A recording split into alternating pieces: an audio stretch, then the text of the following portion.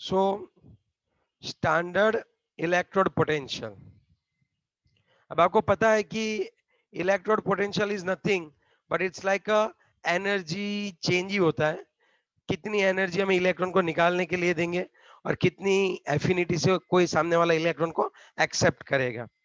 Standard electrode potential किसको बोलते हैं?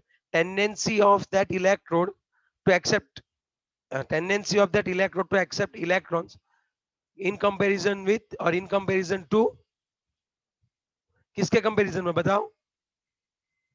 हाइड्रोजन। यस। अब आप देखो, तो ये वाला जो रहता है, हमने कल ही पढ़ा कि हमने चैप्टर नंबर उसमें पढ़ा था 7 में, कि अगर आपका E0 सेल है उसका वैल्यू किसके ऊपर डिपेंडेंट रहता है? तो वो दो चीजों के ऊपर डिपेंडेंट रहता है, एक है एटमाइजेशन एंथैल्पी और दूसरी होती है hydration enthalpy. Lower the reduction potential the more stable is the oxidation state of the metal in aqueous state. ये वाला पॉइंट आपको समझ में नहीं आएगा, मैं समझाता हूँ कैसे।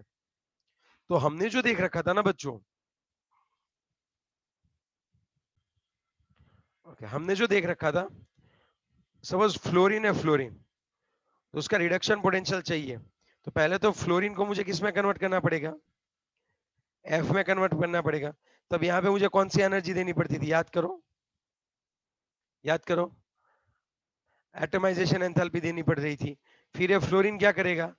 इलेक्ट्रॉन को एक्सेप्ट करेगा, तो एफ माइनस में कन्वर्ट होगा। तब मुझे यहाँ पे कौन सी एनर्जी कंसीडर करनी पड़ती है? कौन सी एनर्जी? Electron gain enthalpy. फिर इस फ्लोरीन माइनस को मैं कहाँ पे डालने वाला था? एक्वियस स्टेट में, गैस में से एक्वियस, तो यहाँ पे हाइड्रेशन एंथैल्पी। तो ये सारी एंथैल्पी थी कि जो सभी की सभी हमारा E0 सेल के ऊपर डिपेंडेंट है, E0 ऑक्सीडेशन और रिडक्शन के ऊपर। यस और नो? तो अभी हम किसकी बात करने वाले? ट्रांजिशन एलिमेंट्स की। तो सपोज मैं बात करूं मैंगनीज है, मैंगनीज, तो उसकी इलेक्ट्रॉन लेने और देने की टेंडेंसी, अदरवाइज कॉपर है, कॉपर, उसकी इलेक्ट्रॉन एक्सेप्ट करने की टेंडेंसी आपको ढूंढनी है, तो पहले क्या करना पड़ेगा आपको? पहले कॉपर का जो पूरा रोड होता है उसमें से आपको कॉपर का ये जो सॉलिड होता है उसमें से आपको कॉपर गैस में कन्वर्ट करना पड़ेगा। यहाँ पे जो एनर्जी चाहिए उसको एटॉमिक एंथैल्पी बोलते हैं। और उसके बाद ये क्या करेगा? इलेक्ट्रॉन देगा या फिर इलेक्ट्रॉन एक्सेप्ट करेगा, वॉट एवर इज दैट, तो इसको पहले एक्वियस मीडियम में डालना पड़ेगा, तो यहाँ पे उसको hydration enthalpy. So what I just want to say कि here E0 reduction potential will depend on that hydration enthalpy as well as on that atomization enthalpy। इन दोनों एंथैल्पी पे बहुत ही ज्यादा काम का है।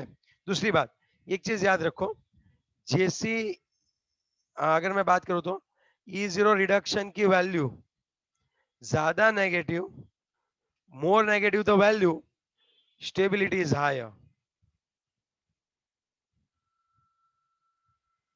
उनकी स्टेबिलिटी कैसी रहती है बच्चों, बताओ? उनकी स्टेबिलिटी कैसी रहती है? ज्यादा रहती है। यस, यस और नो? है ना? Yes sir. ओके,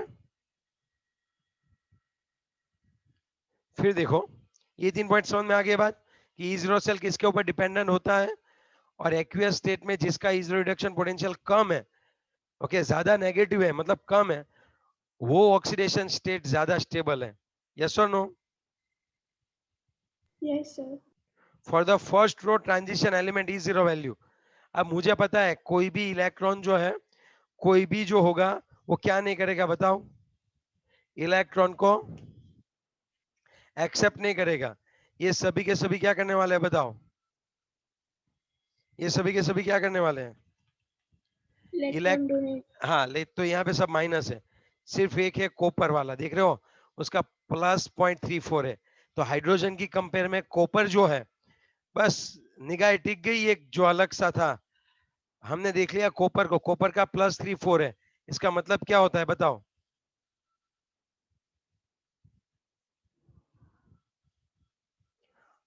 जब हाइड्रोजन के साथ कॉपर को रखोगे तो कॉपर की इलेक्ट्रॉन एक्सेप्ट करने की टेंडेंसी हाइड्रोजन से ज्यादा है और इन सब की बाकी कम है।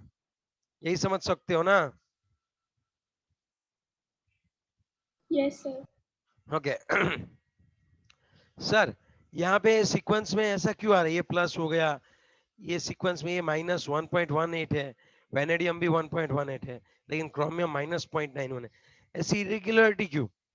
इलेक्ट्रोड पोटेंशियल में ऐसी इरेगुलरिटी क्यों है? तो देखो, अभी हम बात करने वाले ये तो नहीं है सीधा इलेक्ट्रॉन कहीं से भी ले लेगा। उससे पहले उसको क्या करना पड़ेगा? दो टाइप की एंथैल्पी होती है, पहला इलेक्ट्रॉन एक्सेप्ट करे, दूसरा एक्सेप्ट करे, फिर वेपराइजेशन एंथैल्पी, सब्लिमेशन एंथैल्पी, ये सभी चीजें हमें क्या करनी पड़ती है, ध्यान में रखनी पड़ती है।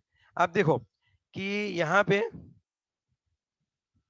मैंगनीज और वेनेडियम देखो, आप मैंगनीज और वेनेडियम देखो, उनके -1.18 और -1.18 है, वो लोग इजीली इलेक्ट्रॉन को दे देते हैं। क्यों पता है? क्योंकि उनकी जो सब्लिमेशन एंथैल्पी है वो बहुत ही कम है। वो इजीली क्या हो जाते हैं, वो इजीली क्या हो जाते हैं, सब्लिमेशन हो जाते हैं। इसलिए ना समझ में आए तो कोई बात नहीं, आप सिर्फ इसके ऊपर निगाह रख दो। किसके ऊपर बताओ, किसके ऊपर? Copper.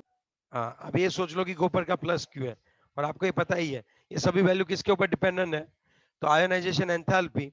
और दूसरा किसके ऊपर डिपेंडेंट है बताओ? Atomization. हाँ, अब देखो हम लोग ग्राफ से कुछ समझने की ट्राई करें। कॉपर का, अरे यार, कॉपर का ग्राफ देखो कहाँ पे जा रहा है, कॉपर का ग्राफ कहाँ पे जा रहा है, देखो। above 0. हाँ, above zero. What is the basic reason behind it?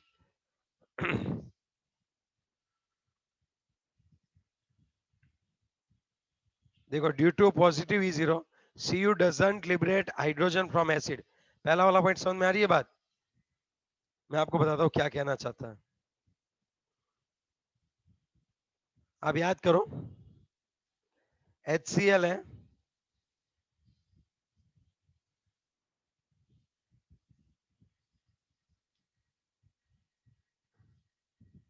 अगर HCl है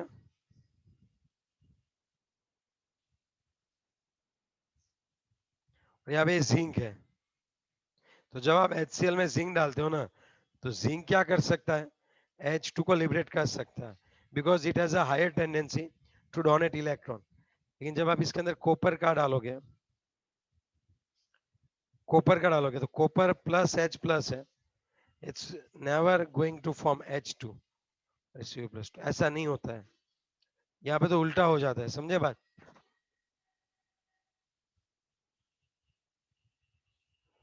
हेलो? Yes, sir. तो ये बात बनती है बच्चों। तो यहाँ पे कॉपर जो है वो कभी भी एसिड में से H2 को रिलीज नहीं कर पाएगा, because E0 of Cu+2 Cu is greater than that of 0.34 volt. Yes or no? याद रखना है, भले ही एग्जाम में नहीं पूछने वाले हैं, लेकिन याद रखो, आपके लिए काम की चीजें हैं बच्चों।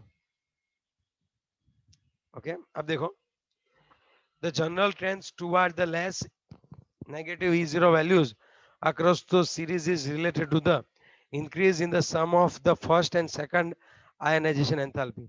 जैसे जैसे हम सीरीज में लेफ्ट हैंड साइड से राइट हैंड साइड जाते हैं बच्चों, क्या होता है मुझे याद करके बताओ?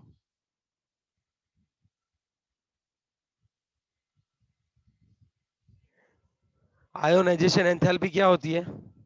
आयोनाइजेशन एंथैल्पी बढ़ती जाती In है। हाँ,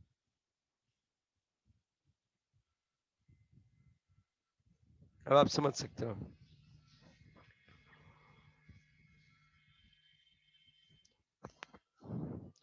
किसकी वैल्यू बहुत कम है? आपको रेड अक्षर, रेड लाइन में दिख रहे हैं, मैंगनीज, निकल एंड जिंक, इनका जो वैल्यू हमने प्रेडिक्ट किया था उससे कम है।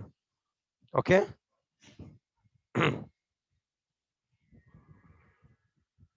अब आप शांति से पढ़ो, ऐसा क्यों है? The stability of the half filled D subshell in Mn+2 and the completely filled D10 configuration in Zn+2 are related to their E0 values, whereas E0 for Ni is related to the highest negative hydration enthalpy। यहाँ पे expectation से तीन जो है, इन तीनों की जो है वो E0 की वैल्यू बहुत ज्यादा नेगेटिव है। क्यों पता है? मैं आपको बता दूं, Mn है ना, वो ट्राई करेगा तुरंत ही क्या करे, 2 इलेक्ट्रॉन रिमूव कर दे, क्योंकि अगर वो 2 इलेक्ट्रॉन रिमूव करेगा तो अब भी उसकी जो इलेक्ट्रॉनिक कन्फिगुरेशन है, Mn की इलेक्ट्रॉनिक कन्फिगुरेशन है कि 3d5 और Zn की रहती है 3d10, तो इसकी स्टेबिलिटी ज्यादा रहती है, and that's why they have a good trend कि वो 2 इलेक्ट्रॉन को क्या करे, इजीली डोनेट कर दे। समझे आप बात? इजीली डोनेट करेंगे तो माइनस कैसा रहेगा, ज्यादा रहेगा माइनस वैल्यू। यस और नो, हाँ या ना? Yes, sir. ओके, नेक्स्ट की बात करें तो निकल देखो आप,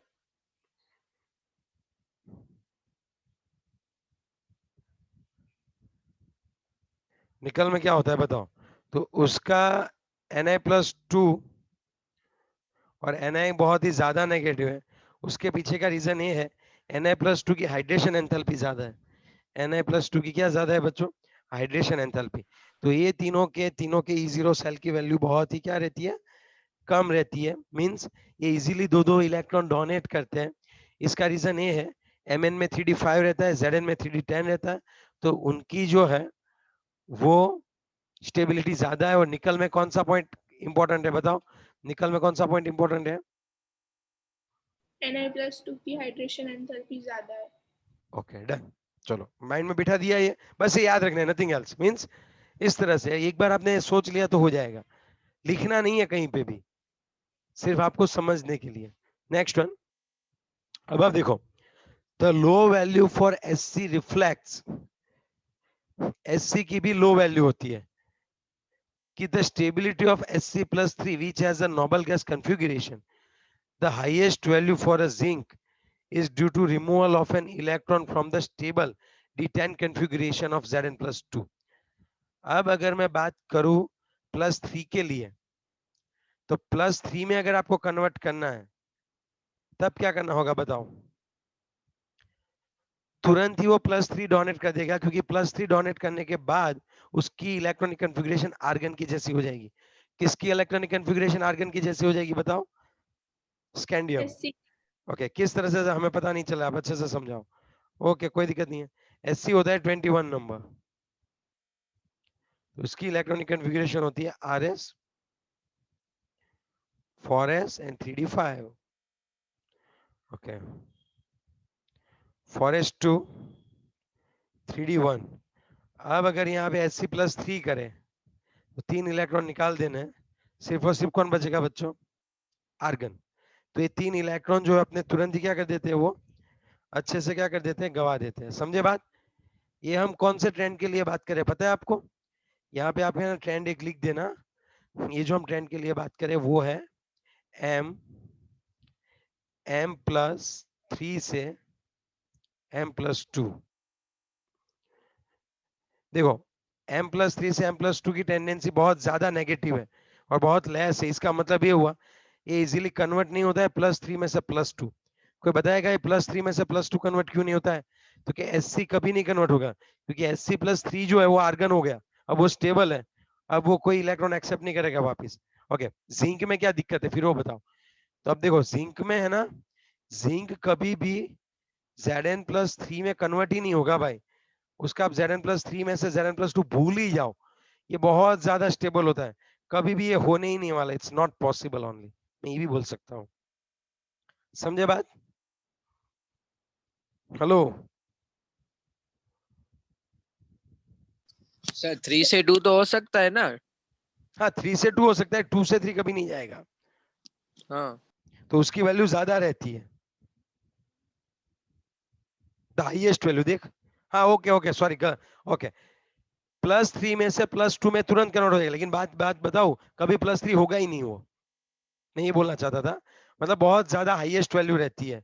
highest value for a Zn is due to the removal of an electron from the stable d10 configuration Zn+2। तो ये यहाँ से +2 में से +3 में कन्वर्ट करना है, तब आपको एनर्जी कैसी देनी पड़ेगी बताओ?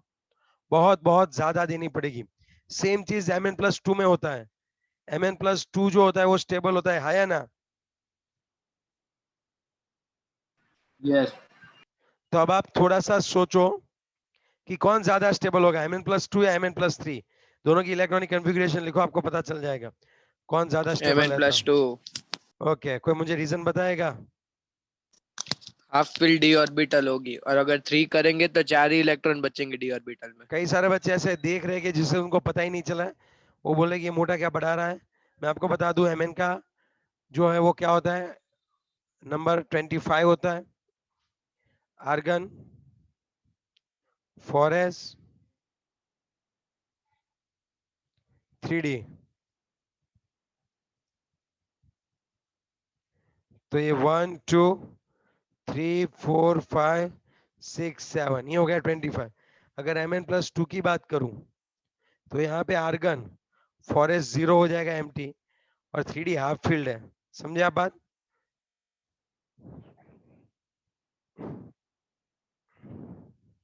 समझ रहे हो मेरी बात? यस और नो? Yes, sir. तो अब मैं आपको ये बता सकता हूं कि the comparatively higher value of Mn shows that, अब आप Mn में से कहां पे जाओ, Mn+2, और फिर Mn+3 में जाओ। लेकिन बात है जब आप Mn+2 में आ जाते हो तब इसकी इलेक्ट्रॉनिक कॉन्फ़िगरेशन में 3d5 होता है, so it's a very very stable. अब उसमें से अगर आप इलेक्ट्रॉन दूर करोगे, रिमूव करोगे, तो 3d4 हो जाएगा ना। So at that time stability will decrease. So that's why you require very very high energy. Is it clear? Yes or no? Yes, sir. Okay, अब दूसरी बात समझना। अब मैं Mn की जगह चेंज करता हूँ, पूरा सिनारियो में चेंज करता हूँ। Mn की जगह मैं कौन लाऊंगा? Fe। चलो Fe का इलेक्ट्रॉनिक कॉन्फ़िगरेशन क्या होती है बताओ। अगर सपोज Mn की जगह मैं यहाँ पे Fe लिख दूं, सपोज मैं Mn की जगह पे यहाँ पे कौन लिख दूं बच्चों? Fe, तब क्या होता होगा, कोई बताएगा मुझे? Fe कितना डी में नंबर एक होता और है? इलेक्ट्रॉन आ जाएगा। नहीं, Fe के 30। वो, यहाँ पे अगर मैं Fe लिखूं तो Fe होता है 26, तो ये 18 90 20 25 26 हो गया। और अगर मैं Fe+2 की बात करूं तब मुझे यहाँ पे क्या मिलेगा? 3d6 मिलेगा। समझ रहे हो बात? और जब मैं Fe+3 की बात करूं तब यहाँ पे क्या आएगा बताओ? 3d5।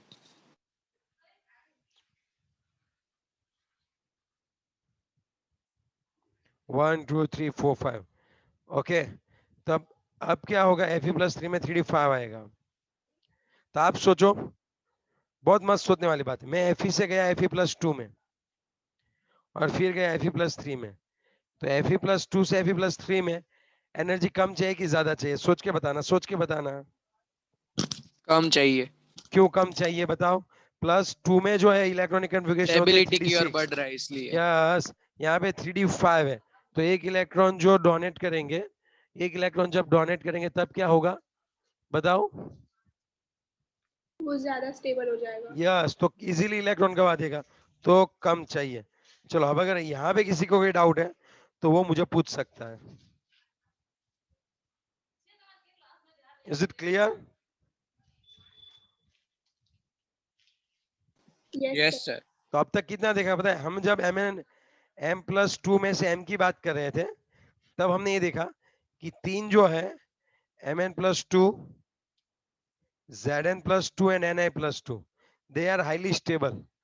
और उसके पीछे का रीजन कौन सा था? इन दोनों के लिए d ऑर्बिटल्स और इनके लिए हाइड्रेशन एंथैल्पी।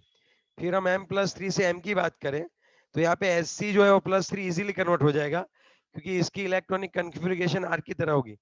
Mn+3 और Zn+3 ये आपको कभी नहीं मिलेंगे, और Fe+3 आपको इजीली अवेलेबल हो सकता है due to d orbital, half filled d orbital. तो इतना पॉइंट आप समझे, दिमाग में बिठाया आपने? यस और no? Yes, sir. Yes sir. ये थोड़ा बहुत ज्यादा सोचने वाली बात है, लेकिन हमारी गुजरात बोर्ड ने इसको उड़ा दिया। 2020 के सिलेबस में इसको उड़ा दिया। लेकिन आपको मैं बता दूं, बहुत ही इंपॉर्टेंट पॉइंट है, सच में, सच में।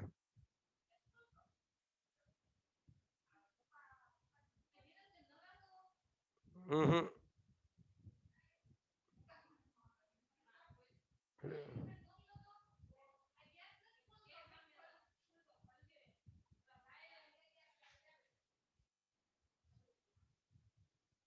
Okay, next one. तो कौन सा पॉइंट हम देखेंगे? ट्रेंड्स देखा, ऑक्सीडेशन स्टेट्स देख लिए, अब केमिकल रिएक्टिविटी, हाँ ये पॉइंट तो होगा शायद। चलो केमिकल रिएक्टिविटी देखते हैं। वापिस वही सब है केमिकल, हमने अभी वही सब देखा केमिकल रिएक्टिविटी में। ठीक है, अब जो भी है वो बताते हैं। देखो एग्जांपल नंबर 8.6 हमने देखा और 8.7 हमने देखा, अभी देखा जस्ट। और दो है बहुत ही इंपॉर्टेंट है, याद रखने की बात। वो सभी के सभी इलेक्ट्रॉनिक कॉन्फ़िगरेशन के ऊपर है। अगर आपको इलेक्ट्रॉनिक कॉन्फ़िगरेशन नहीं आएगी तब दिक्कत हो सकती है। ओके, चलो नेक्स्ट।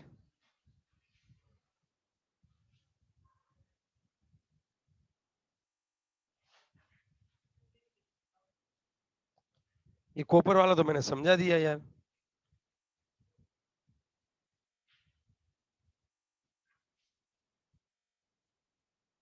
चलो अब देखते हैं केमिकल रिएक्टिविटी। तो मैं आपको एक बात बताना चाहूंगा, मोस्टली ये सभी मेटालिक प्रॉपर्टी एग्जिबिट करते हैं एक्सेप्ट वन।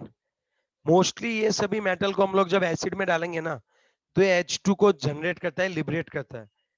हर कोई एटम क्या ट्राई करता है, कोई मुझे बताएगा क्या ना? हर कोई एटम क्या ट्राई करता है, कैसी इलेक्ट्रॉनिक कॉन्फ़िगरेशन चाहिए हर कोई एटम को, बताओ? टेबल। स्टेबल नॉर्मल गैस की तरफ। तो मोस्टली ये सभी क्या करते हैं, डोनेट करते हैं। समझे बात? सिर्फ और सिर्फ एक एक्सेप्शन है और हमें पता है केमिस्ट्री में यही ज्यादा आता है।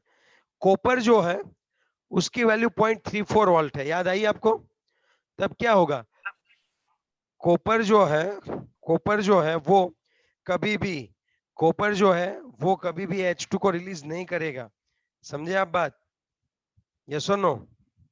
Yes sir. ओके, दूसरी एक बात, the E0 values for M plus 2M indicates the decreasing tendency to form divalent cation across the series। अगर M plus 2 से M की वैल्यू कैसी है बच्चों, कम है, ठीक है, अक्रॉस द सीरीज में क्या हो रहा है, कम होती जा रही है टेंडेंसी। इसका मतलब क्या है, +2 की स्टेबिलिटी बढ़ती जा रही है। आप समझे बात? E0 values for M plus 2 M indicates a decreasing tendency to form divalent cation across the series। Okay, मतलब ये बोलना चाहते हैं कि +2 की बनने की स्टेबिलिटी कम होती जाती है, ऐसा बोलना चाहते हैं बच्चे। देखते हैं हम क्या कहते हैं। This general trend towards the negative E0 value is related to the increase in the sum of the first and second ionization enthalpy। हाँ, हमें क्या करना पड़ता है, अगर आपको ये वैल्यू इरेगुलर है +2 से M की, मेनली आपके पास 3 एंथैल्पी है जो बहुत ही इंपॉर्टेंट की रोल प्ले करती है। आपको पता है वो 3 कौन कौन सी है? Ionisation enthalpy and sublimation enthalpy. Ionisation enthalpy, और उसमें आता है फर्स्ट आयोनाइजेशन एंथैल्पी प्लस कौन आएगा, सेकंड आयोनाइजेशन एंथैल्पी, और क्या आएगा, और कौन सी आएगी, सब्लिमेशन एंथैल्पी। ठीक है, इंक्रीजिंग द, हम जैसे राइट हैंड साइड से लेफ्ट हैंड साइड से राइट हैंड साइड जाते हैं, क्या होता है बताओ? ये जो होता है डेल्टा 1H एंड 2 वो क्या होता है, बढ़ता जाता है। यस और नो? चलो नेक्स्ट Yes, वन।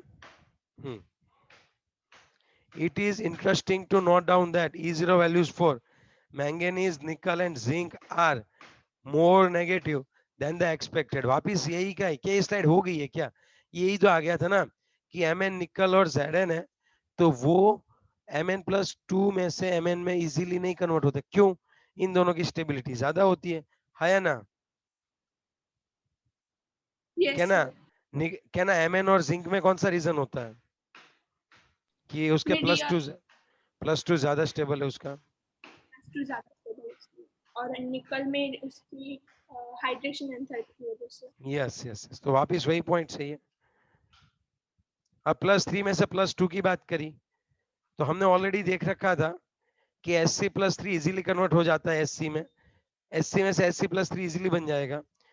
लेकिन दिक्कत कहाँ पे आएगी, कहाँ पे आएगी दिक्कत? Mn में। Mn इजीली कन्वर्ट नहीं होगा। ओके, यस और no? Yes, sir. Okay. Mn+3 and cobalt+3 ions are the strongest oxidizing agent. क्योंकि Mn+3 खुद किस में रिड्यूस हो जाएगा? ये दोनों अच्छे से स्ट्रॉन्ग ऑक्सीडाइजिंग एजेंट इसलिए है कि Mn3 को पता है कि Mn3 सीधा कन्वर्ट हो जाएगा Mn+2 में. कोई बताएगा Mn+3 Mn+2 में क्यों कन्वर्ट हो जाता है? Because Mn का +2 स्टेट ज्यादा स्टेबल है. That's what, that's why. Okay, यही बात है. और दूसरा कि the ions Ti+2, V+2 and Cl+2 are the strongest reducing agent. क्यों पता है आपको? क्योंकि उनका ऑक्सीडेशन होता है, क्योंकि उनकी +3 स्टेबल होती है, +2 से भी ज्यादा कौन स्टेबल होती है? उनकी +3. तो इनका ऑक्सीडेशन होता है +3 में, तो ये रिड्यूसिंग एजेंट की तरह एक्ट करेंगे. और इनका रिडक्शन होता है +2 में, तो ये ऑक्सीडाइजिंग एजेंट की तरह एक्ट करते हैं. ये आपको समझाना चाहते हैं. ये सभी चीज किसके ऊपर रहती है? इलेक्ट्रॉनिक कॉन्फ़िगरेशन के ऊपर, स्टेबिलिटी के ऊपर. तो आप एक चीज यहाँ पे सिर्फ इतनी नोट डाउन कर लो. आप एक चीज यहाँ पे इस स्लाइड में से आप इतना नोट डाउन कर लो कि Mn+3 है and CO+3 है, they will act as a good oxidizing agent. क्यों? क्योंकि हमें पता है because Mn+2 और CO+2 is more stable, ऐसे बोल सकते हैं. फिर कौन था? टिटेनियम, वैनेडियम और क्रोमियम थे, है ना? Yes, sir. They are good reducing agent. बस इतना आप याद रखो, बाकी कुछ नहीं. ये 2 पॉइंट आप नोट डाउन कर लो एमसीक्यू के तौर पे, है ना? चलो, अब बात करने वाला है मैग्नेटिक प्रॉपर्टी की. बहुत ही बढ़िया सी प्रॉपर्टी है. और वो कौन सी प्रॉपर्टी है बच्चों? मैग्नेटिक प्रॉपर्टी है. यस और नो? अब आपको पता ही है, हमने चैप्टर 1 में देखा था कि पैरामैग्नेटिक होता है, डायामैग्नेटिक होता है एंड फेरोमैग्नेटिक होता है या ना? Yes, sir. चलो, पैरामैग्नेटिक क्या होता है? ऐसे सब्सटेंस जो क्या होते हैं, उनके पास अनपेयर्ड इलेक्ट्रॉन होते हैं और वो मैग्नेटिक फील्ड में वीकली अट्रैक्ट होते हैं, तो उनको पैरामैग्नेटिक बोलते हैं. अगर हाईली अट्रैक्शन है तो उनको फेरोमैग्नेटिक बोलते हैं. और अगर आपके एटम के अंदर सभी के सभी जो इलेक्ट्रॉन्स होते हैं वो कैसे होते हैं बताओ? पैड होते हैं. तब वो कैसे होंगे बताओ? अगर वो सभी के सभी इलेक्ट्रॉन पैड है तब हम उसको क्या बोल सकते हैं बच्चों? डायामैग्नेटिक बोलते हैं. क्या बोलते हैं बच्चों उसको? डायामैग्नेटिक बोलते हैं. Is it clear? यस और नो? Yes, sir. यही बात बनती है. ओके, चलो नेक्स्ट पॉइंट की बात करें तो सर कैसे निकालते हैं कितना मैग्नेटिक प्रॉपर्टी है, उसका यूनिट क्या होता है? ऑलरेडी हमने देखा था Bohr magnetron is a unit. और आपको पता होना चाहिए 1 Bohr magnetron is equal to 9.27 into 10⁻⁻1 डीबे. और आई कैन से अर्ग पर गॉस. आप फिजिक्स में पढ़ोगे अच्छा सा, टेंशन मत लो. और आपको पता है यहाँ पे मैग्नेटिक मोमेंट क्यों होता है? अनपेड के लिए क्यों होता है, पैर के लिए क्यों नहीं होता है? आपको पता है ना? याद करो, इसके पास 2 टाइप की, चैप्टर नंबर 1 में पढ़ा था. इलेक्ट्रॉन के पास 2 टाइप की क्या होती है? रोटेशन. एक एक्सियल रोटेशन होता है और दूसरा कौन सा होता है? ऑर्बिट पे रोटेट करती है. यस और नो? है ना? एक इस तरह से रोटेशन होता है और इस तरह से होता है. तो इसकी वजह से यहाँ पे कौन सा इलेक्ट्रोमैग्नेटिक रेडिएशन यहाँ पे जनरेट होते हैं? याद आया आपको? Yes, sir. मैक्सवेल ने बताई थी ये बात. और अगर 2 पैड है तो इसकी स्पिन अपोजिट होती है, एक दूसरे की इफेक्ट को क्या करेंगे? नलिफाई करेंगे. तो अगर अनपैड है तो पैरामैग्नेटिक, पैड है तो डायामैग्नेटिक. याद आई ये बात? Yes, sir. Particular one Yes, one sir. Electron, एक एक इलेक्ट्रॉन छोटे छोटे मैग्नेट की तरह बिहेव करते हैं. और इनका जो मैग्नेटिक फील्ड है वो बोहर मैग्नेट्रॉन में मेजर किया जाता है. और एक 9.27 into 10⁻⁻24 था ना, डीबे करके था, या फिर पर गाउस था ये. यस और नो? जितने नंबर ऑफ अनपेड इलेक्ट्रॉन ज्यादा होंगे जितने नंबर ऑफ अनपेड इलेक्ट्रॉन्स ज्यादा होंगे उतनी मैग्नेटिक मोमेंट ज्यादा होगी। जितने नंबर ऑफ अनपेड इलेक्ट्रॉन ज्यादा होंगे उतनी ही मैग्नेटिक प्रॉपर्टी ज्यादा होगी। ओके, तो मैग्नेटिक प्रॉपर्टी की वैल्यू देखो आप, mu is equal to under root n n plus two Bohr magnetron. Mu is equal to under root n n plus two Bohr magnetron, most time पे ये है। Okay, single unpaired electron का जो value है magnetic moment कितना होता है 1.73 Bohr magnetron. 1 Bohr magnetron नहीं, अगर एक इलेक्ट्रॉन है तो उससे कितना होता है 1.73 बोहर मैग्नेट्रॉन। नोट डाउन कर लो ये चीज।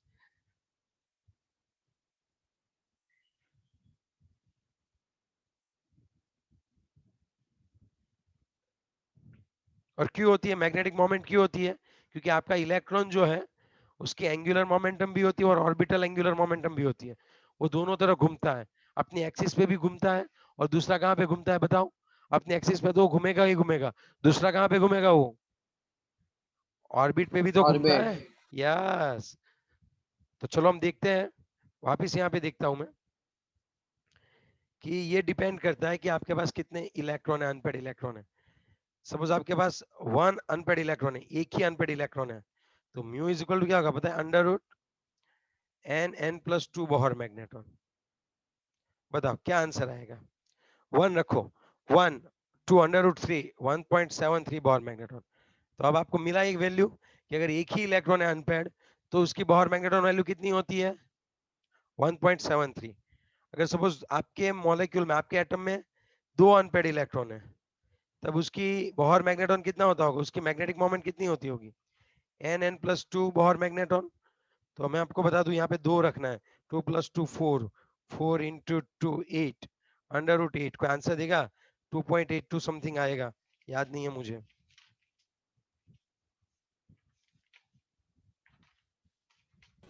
2.82. 2.8284 2.82 82 बोहर मैग्नेट्रॉन।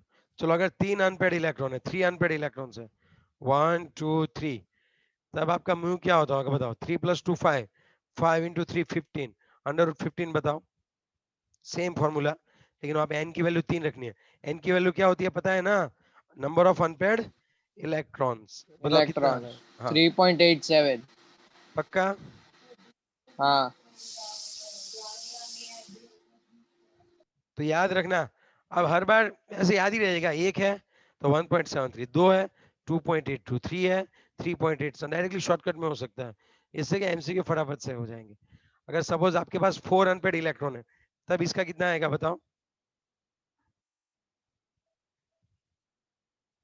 म्यू 25 कितना है? 25 कितना आएगा बताओ?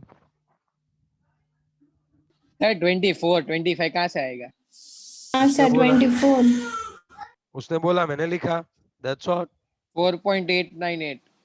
4.898। Checking checking. चलो फिफ्थ वन, अगर फिफ्थ है तो क्या होगा बताओ? अंडर रूट 35 क्यों? यहाँ पे 5, 5.91। 7 × 5, बोलो कितना आएगा?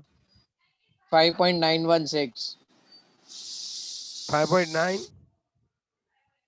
16। अरे चिल्ला कितना रायला, 5.92 लिख दो चलेगा। अब बात क्या होती थी पता है? ये हम कैलकुलेशन करते हैं, जब हम थियोरेटिकल वैल्यू लेते हैं ना तो थोड़ा सा वेरी करता है। क्या करता है भाई? थोड़ा सा क्या होगा? वेरी करेगा। कौन सा? एक्सपेरिमेंट वैल्यू और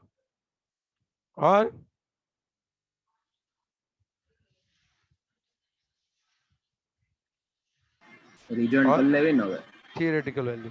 हाँ, एक ही मिनट बाकी, आप रिजॉइन कर लो। लेकिन आपको पता चला, ये याद रखो, अगर 1 इलेक्ट्रॉन है तो 1.73, 2 है तो 2.82, 3 है तो 3.87, 4 है तो 4.89 एंड 5 अगर अनपेड इलेक्ट्रॉन है तो मैग्नेटिक मोमेंट सबसे ज्यादा होगी 5.92। हाँ, आप रिजॉइन कर लो चलो।